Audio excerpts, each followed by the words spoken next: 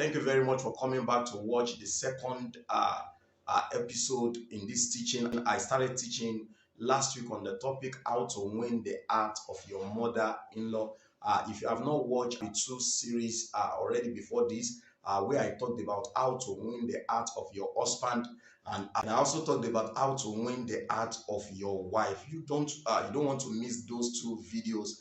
In-law is somebody that you are related to by marriage. If not for marriage, you and this man, you and this woman, you and this brother or sister have nothing bringing you together. So immediately you get married to somebody, you become related to them by marriage. Now, your mother-in-law is somebody that as long as you are in that marriage, something is bringing the two of you together. And the same way you are going to relate with your mother, it is expected of you that you have to relate with your mother-in-law. Today, I will be sharing with you 11 things I believe strongly that if you follow, will give you peace of mind with your mother-in-law. Now, before I go ahead in this second series, I want to say that for us to understand the bond between child to mother or mother to child, I need to talk on two types of love. There is what we call maternal love, and there's what we call spousal love. Maternal love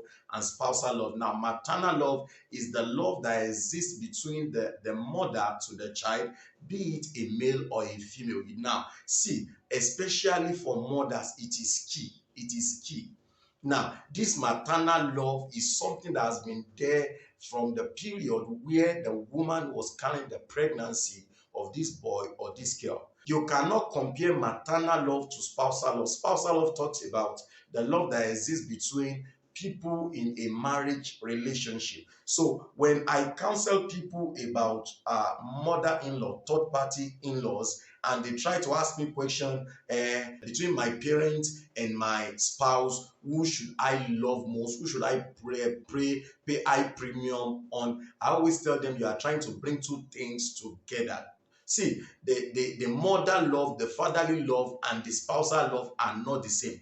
The way you are going to love your husband is quite different from the way you are going to love your parent. You just need to have that at the back of your mind. The first thing I would advise that you do to win the heart of your mother-in-law as a husband or as a wife is to understand her strengths and weakness.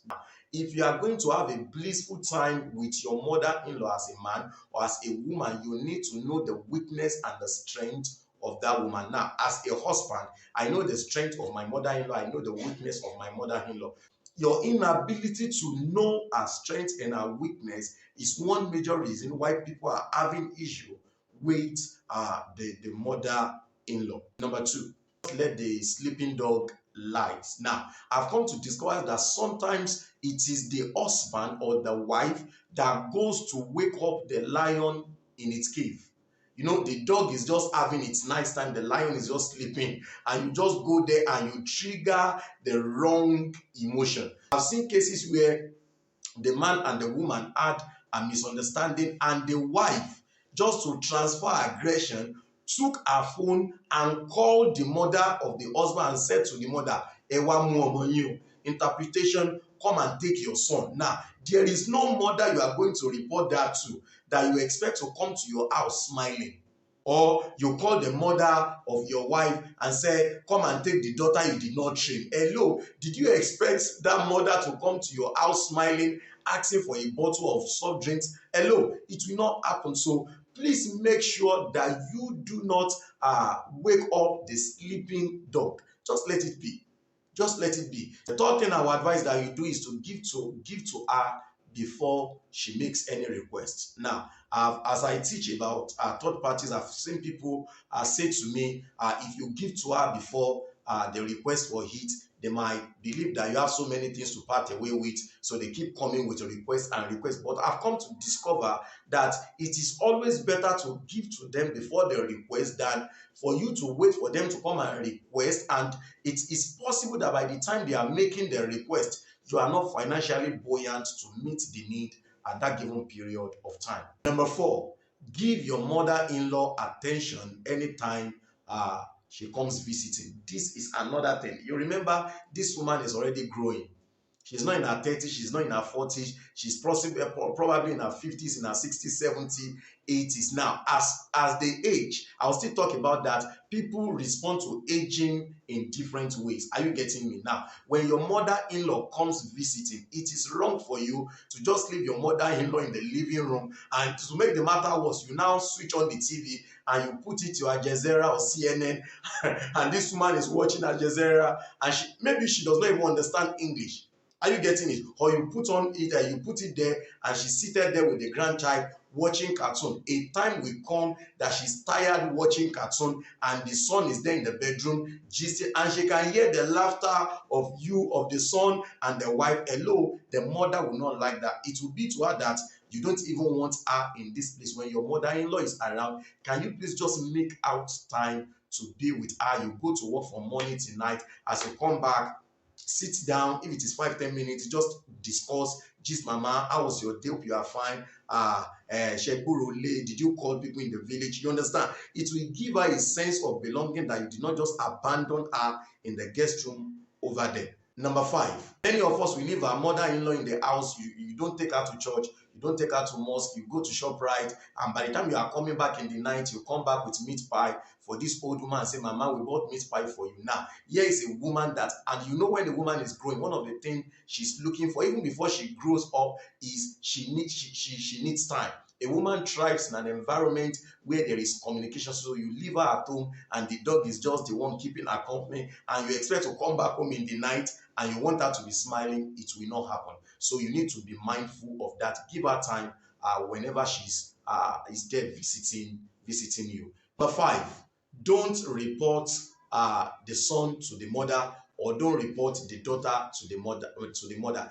This is another mistake that when you make it, it will definitely cause trouble between your mother and yourself. Now, when you begin to report, you are giving room for this mother or for the dad to come in and interfere. And I've studied, I've discovered that to a large extent, when your mother is trying to counsel you, there will still be sentiment in that counseling. Are you getting it? As a result of the maternal love, it will still find a way of coming in between sound judgment, except in rare cases. Are you with me? So please, as much as possible, don't report. No matter what happens between you and your spouse, don't report your husband to the mother. Don't report your wife. Instead, I strongly advise that there should be somebody that is your counselor in that marriage. There should be a pastor. There should be somebody that you are accountable to with your marriage, that when things are not going the way you want it, instead of reporting to the family members, you can actually relate with that person. Please be very careful of the kind of things you report. Your mother-in-law is calling you, asking her about your sexual life, and you are reporting the daughter and saying, your daughter is not good in bed. Hello. You are bringing in the wrong person into the right discussion. Number 6, make sure you deal with negative thoughts that brings about negative actions. And I wish I could actually gather all our sisters that are yet to be married together and just try and garbage this into our head. Many of us are coming to marriage with a war mentality. We believe that as we enter marriage, if there is nobody to fight, I have a fight with my mother-in-law. I said it at the beginning of the first series. If you are coming to marriage with a world war mentality, sincerely speaking, you're going to fight a 3rd World War, 4th World War, 5th World War, 10th World War in your marriage again and again. Negative emotions are as a result of things that we have had, things that we have watched, possibly experience we saw while we were growing up, things our in-laws did to our parents, and we just carried that to our marriage, expecting that our in-laws will do the same to us. Sincerely speaking, there are things I have watched on TV that cannot happen in my marriage because I have dealt with those negative feelings. You are watching this Telemundo, you are watching this African Magic, and you saw how the mother-in-law was maneuvering the son, and as you are coming to marriage, you are trying to come up with this defense mechanism. When you see your mother comes, as your mother-in-law is talking to the son, you are eavesdropping. Hello, don't kill yourself, don't kill yourself. Don't give yourself hypertension. Negative emotions will lead to negative actions. Your mother-in-law is visiting you, and because you watch a movie where the mother-in-law came in with a juju and put in the food, and as your mother is trying to make maybe to help you cook, you are trying to say, mama, don't cook this one, you can cook what you and your grandchildren will eat, but for me and my husband, let me just take a low. When you are saying all of this, it's as a result of the negative things you have built up in your mind. And don't forget what the scripture said, as a man thinketh in his heart, so is it. So you are going to reflect, you are going to act out things that you have built up in your mind over time. Number 7, don't neglect the culture of your mother. This is simple wisdom. Don't neglect the culture. For instance, you are this lady, I don't know which country you are watching from, but let me just use for example my own country, Nigeria.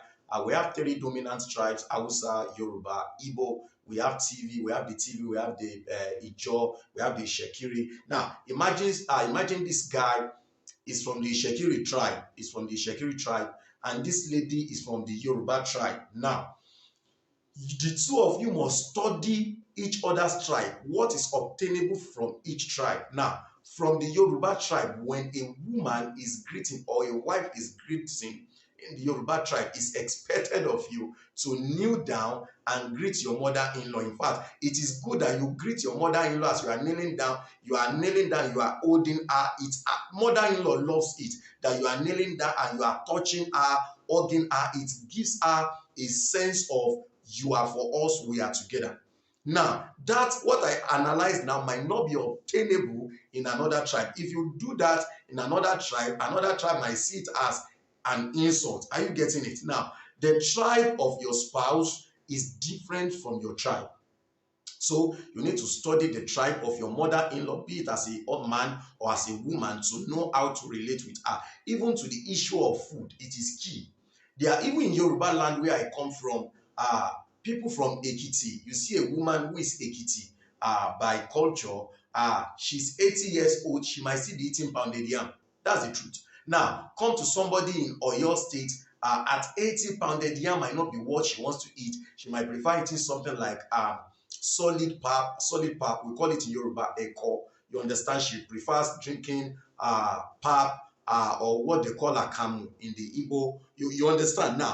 Now this woman comes to visit you in Lagos, and because you and your wife you want to eat chicken and chips, and you are serving chicken and chips to this woman coming from Ekiti, or you are serving potato and chips to this woman coming from Anambra, sincerely speaking, it might just be a wrong way to tell her that we don't need you around here. See, mother-in-laws interpret non-verbal action more than what you say. I'm going to say that again. Mothers, especially aged people, maybe fathers or mothers, they interpret non-verbal communication than verbal. So if you are talking to them, they are observing your gesture, they are looking at you. So when you serve them meat, they come visiting you. Here is a woman whose teeth is now weak, or 3 of the teeth has removed, and you are giving her this meat. You gave her 2 pieces of meat, and for her to eat, she's stressed, she's pulling the meat is pulling her, the meat is pulling him. And maybe as she was trying to eat, the children on the table were laughing and say, "Grandpa, gently, you don't kill yourself." Sincerely speaking, it might mean another thing to the man or to the woman. So you need to be very careful of your non-verbal communication and both your verbal communication. Please, it is very important you take notice of this, and you make sure that you understand the culture that your wife parents are coming from, and the culture your husband's parents are coming from. And if you are getting married from a family where the man and the woman are from 2 different cultures, God will help you. You are going to need time to do a whole lot of things, because you are going to shuttle between 3. For instance, I'm Yoruba. Imagine my father-in-law is Igbo and my mother-in-law is from Ijo. So I'm Yoruba, Ijo. So I have to shuttle in between 3. Now, that is wisdom. You just need to understand that culture and know how to maneuver your way. Number 4. Number 8. Don't forget the topic we are looking at. We are looking at how to win the heart of your mother-in-law. So I've been able to share 7 points. So we are looking at the 8th thing to do to penetrate or win the heart of your mother-in-law. Now, the next thing is to know when to talk, or when your spouse is to talk. Now, I will explain. In Yoruba, I will say this proverb in Yoruba. Yoruba elders will say, "Omo no la ran sino." Interpretation, let their son relate with them, and let their daughter relate with them. Now, when it comes to you relating with your in-laws, you need to understand that there are some things that should not come out from your mouth.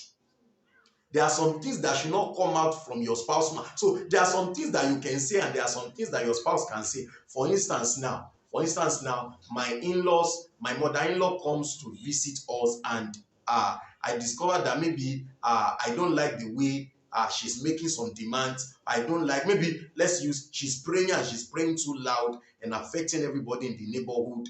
And the rule in our estate says there should not be noise, anything from 11 p.m. and she wakes up 1 a.m. and start praying in tongues, start shouting. You understand? She's jingling the bell. Now, it is wrong for me to go and meet her and say, Mommy, you are disturbing us.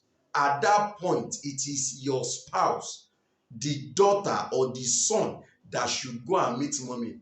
You understand? Now, if you go and meet, you are communicating the truth, but it might be wrongfully digested. So send the son to talk to the mother, or send the daughter to talk to the wife. Now, that is the same. People have asked me that when we put to bed Pastor Jethro, who should come and take care of the baby. Sincerely speaking, this is a controversial matter depending on the kind of mother-in-law that you are. But in a case where you are already having issues, I will advise that let the mother of the wife come and take care of her daughter. Simple. In fact, when the mother of the wife comes to take care, no matter the sheets that the daughter gives to her, the mother-in-law, out of the maternal love, we understand, we take it. Now, if it is the mother of the husband that is taking care of the wife, and in the course of using hot water to massage the body of the wife, maybe it is too hot, and the wife holds the hands of the mother and shout or push the woman might say, if it's your mother, can you do that to her? But if it is her mother, your mother will not misinterpret that. Are you getting it? I'm not saying this, I'm not putting this out as a rule. Now, what works for this home might not work for that home. Your spouse and yourself needs to sit down and decide on which way do you want it to be. But what I'm saying in essence is, in interpretation, there are some things that are better said by your spouse, and there are some things that are better said by you. So wisdom is profitable to direct. Number 9, don't get into argument with your mother-in-law. Let her have her way if it will not affect you. Now, get what I said right. Number 1, don't get into argument with her. Let her have her way if it does not affect you. For instance, I've seen cases where remote control was the source of conflict between the wife and the mother-in-law. The mother-in-law wanted to watch the normal African magic, and the woman was feeling like, no, I want to watch Telemundo. Now, what stops you? Give the remote to her, help her put it in the Telemundo or in the African magic or anywhere she wants to watch. Take your phone, and you understand, so that peace can reign. But you know, so many of us, especially wives, you want to say, this is my house. Now listen, ma, nobody's trying to compete that this is not your house. It is your house. But for peace to reign, there are things that you need to swallow. For peace to reign, there are some things that you just decide to keep quiet about and let the sleeping dog lie. For instance, your mother-in-law says she wants to eat amala if she's Yoruba, or she says she wants to eat draw soup if she's Igbo, and you say, no, according to our timetable in this house, we are eating rice and stew, and your mother-in-law is saying, no, I don't want this onje here. You know, mother-in-law has a way of saying rice is food for the gods. Now she's saying, no, I want pap, peko, and efo. Say, no, mommy, if it's either you eat it with us or you go hungry. Remember, it's a matter of time. You two are going to grow old, and you remember anything you are doing now, you are putting it in a savings account. You are going to reap it, and you are not going to reap it at the same level you sowed it. You are going to reap it at a higher level. So whatsoever you sow, you reap. If you sow 10%, it's not going to come back to you 10%. It's going to come back more than 10%. Back to you, bumper to bumper. So please understand that there are times you just need to let her be. So she wants to eat swallow, and your husband and your children say, we prefer spaghetti jollof rice. Okay, if you make spaghetti jollof rice for your mother-in-law, you might be putting up a fight, because she might look at you and like, so when did I become a baby that you are giving this kind of meal, especially for dinner.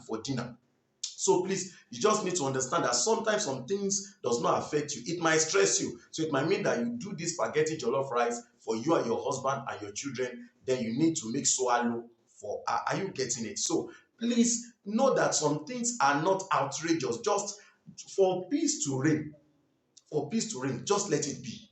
Don't go into argument with her. Now, I said at the beginning when I was starting this video that you need to understand her. If you know your mother-in-law is somebody that loves to eat swallow as dinner, simple wisdom demands just make enough soup in the freezer, so that in the night, if in your family you don't take swallow in the night, then while you are eating your own beans, while you are eating your own chicken and chips, you just bring the vegetable out, warm it for her, make amala for her.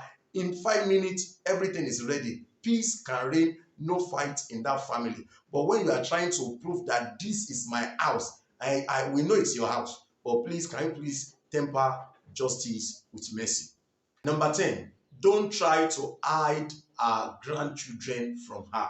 Don't try to hide our grandchildren from her. I have seen cases where people, mother-in-law put up a fight because every time the mother-in-law is calling, I want to talk to my grandchildren, maybe because of a film this lady watched or something you had. Somebody told you your mother-in-law is a witch, your mother-in-law will kill you or kill your son or kill your children. You are now trying to hide the children. I tell you, the beauty of grandma, grandpa is to see their grandchildren.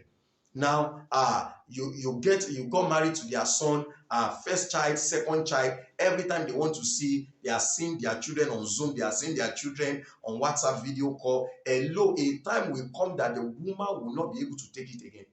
To her, it means that there is something you are keeping from us. Now, don't keep their grandchild away from them.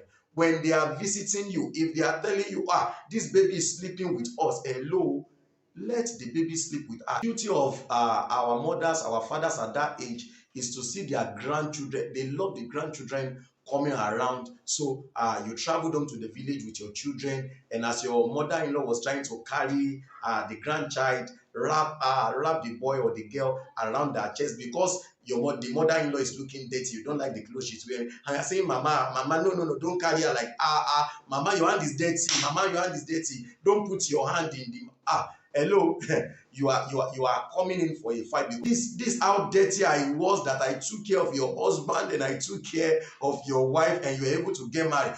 There are so many things now. The mouth of the woman is smelling because of so many reasons. And as the woman was trying to kiss the baby, say, hey, you don't tell your mother-in-law that her mouth is smelling. When you are telling your mother-in-law that the mouth is smelling, you are in for a fight. So the last thing I would advise to do to win the heart of your mother-in-law is to use the language of prayer. The language of prayer. And I always say this, don't wait until you get married before you start praying for your mother-in-law. Long before you meet your spouse, as you are praying, Father, bring my husband, bring my wife, you are also praying, Father, touch the heart of my mother-in-law, unite my heart and the heart of my mother-in-law. Any issue you don't pray about, it's a matter of time you're going to fight about it. Thank you very much for watching the second part of this video. If you did not watch the first part, you'll do well to go back to our YouTube channel with Fly Network to watch. My name is Jethro Oyala.